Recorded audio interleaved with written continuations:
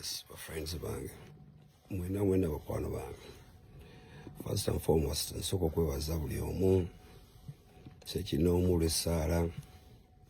Zona zimuntekedde mu kulabika nti no mbeera nsuuka ate nempona. Ya lero ennaku z'omwezi ziri 18 February.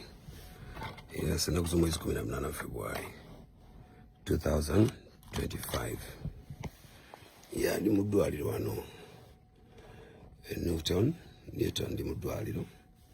Bazi ne ba admitting nga pancreas yange etanze okuzaala ate enzymes zebeetaaga okujjamu ne bajjamu. So ndi wano ninda surgery yange n'ebibazanyo bakyali banga bansabira. Ndi mu ddwaliro nkuza okulaba nti ndi ebibala neerwanako neefaako ndabe nti nange obulamu mukwata ku kimbukwata bulungi. Kakati waliwo vidi gye ndabye omuwala omujja pedolinga naye ndeetedde concern girabe Abitex yagimpeereza ey'omuwala aleegi ng'agamba nti nze nafunye emitawaana ne Juli era namukubye era ndi mu poliisi mbo bansibye.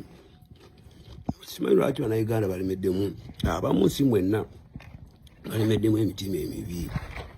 Sajja ndi wano ndi ku kitanda ndi mu kulinda sajjale yange, sirina muntu gwe naayembe naye, sirina muntu gwe naakayanye naye. Ate oli akedde ku pedoli ng'agamba awulira embwa alina amawulire agookya ag'omunda. Ndi mu ddwaliro nemuliraba nezidripu zizino muziraba okitegedde naye n'amanya gaagano ku TV kwegali gaago. Tuli mu ddwaliro naye kakati mwana muwala oyo agambye nze ndi mu kkomera bansibye. Abitex yampeereza vidiyo nenkwatako nnyo nempulyawo binnyo.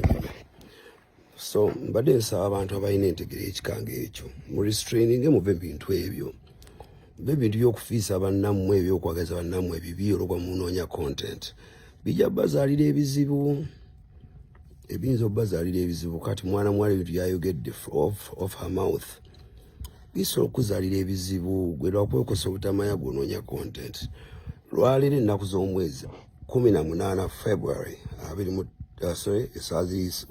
US lisaawa 8:35 ndi mu ddwaliro ndinza appointment yange ya sajjala yange. Oli eyo oli mu kutoka omukomoka ebigambo onjogerako.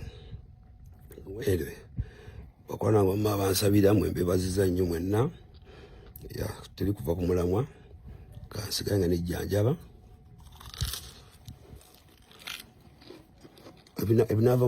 Ebinaava mu sajjala nabe nja bibabuulirako. Kale mbaganye bakwana Mukama abasaasire abakuume.